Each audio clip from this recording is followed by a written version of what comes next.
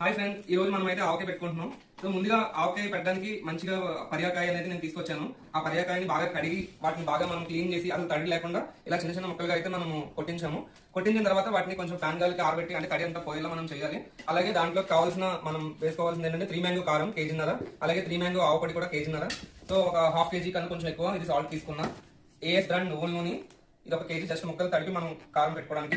అలాగే జీడి ఇంగువ కూడా మనం తీసుకోబోతున్నాం. సో ఇంకెందుకు ఆలస్యం, మనం ప్రాసెస్ లోకి వెళ్దాం. సో ముందుగా మనం తీసుకునే ఈ ఐటమ్స్ అన్నిటి కూడా మనము కారం పొడి రెడీ చేసుకుందాం. ఆవకాయ కావాల్సింది ఈ కారం. దీంట్లో నేను ఏం చేస్తున్నాను అంటే ఈ ఆవపొడిని అనేది కలిపేస్తున్నాను. సో కలిపేస్తున్నాను కదా, ఇలా కలిపిన తర్వాత ఇందులోనే నేను ఈ సాల్ట్ అనేది కూడా తీసుకుంటున్నాను. సో కలిపిన తర్వాత ఈ మూడు బాగా ఇలాగా కలుపుకోవాలి. చూసారు కదా ప్రాసెస్, బాగా మిక్స్ అవ్వాలి. కారము, ఈ ఆవపొడి, ఈ సాల్ట్ అనేది బాగా ఇలా మిక్స్ అవ్వాలి.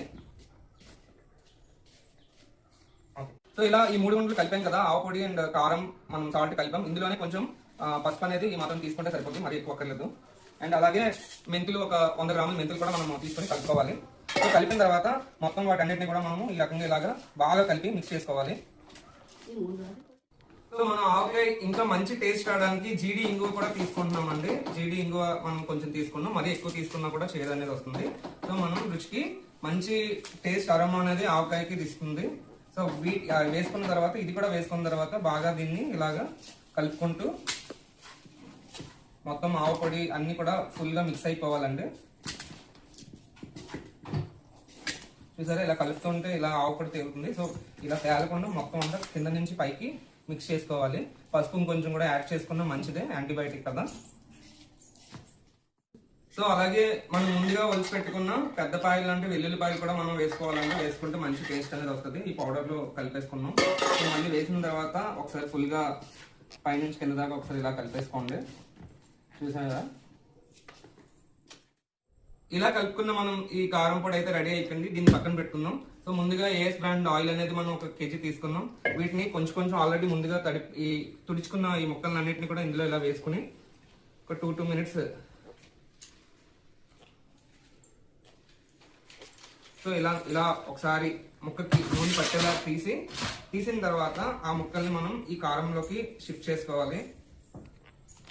షిఫ్ట్ చేసి ఇలా ముక్కకి పట్టిన ఈ కారాన్ని మనము వేరే బకెట్ లోకి ఇలాగా పెట్టుకోవాలి. సో కారంతో అయితే ఇలా కలుపుతున్నాం కదా, కలిపిన దీన్ని ఇలాగా ఈ ముక్కలన్నిటిని కారం పట్టేలాగా మనము, చూసారా, ఇలా ఆయిల్లో పెట్టడం వల్ల ఏంటంటే ముక్కకి బాగా కారం అనేది అద్దుకుంటుంది. ఇలా అద్దుకోవడం వల్ల ముక్క కూడా టేస్ట్గా మంచిగా రుచిగా వస్తుంది. ఈ రకంగా మనం ఇలా ముక్కలన్నిటిని ఇలా ఆయిల్లో పెట్టుకుని కారంలో కొంచెం వేసుకుని మొత్తం అంతా ఇందులోకి పెట్టుకున్నామండి.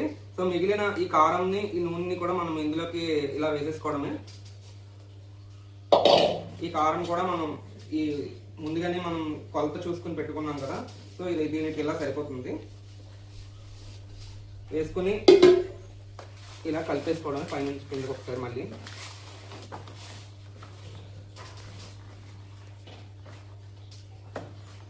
అలాగే ఇప్పుడు మళ్ళీ ఇంకొంచెం ఆయిల్ అయితే మనం వేసుకుందామండి. తీసుకుని ఇలాగ మనము ఒక 1/2 లీటర్ దాకా మనం వేసుకుంటాం. మళ్ళీ కావాలన్నప్పుడు ఒక 2 డేస్ తర్వాత వేసుకుని ఆయిల్ కొద్దిగా షిఫ్ట్ అయ్యేలాగా ముక్కకి బాగా పట్టేలాగా ఇంకొకసారి ఇలాగా కలుపుకుంటాం.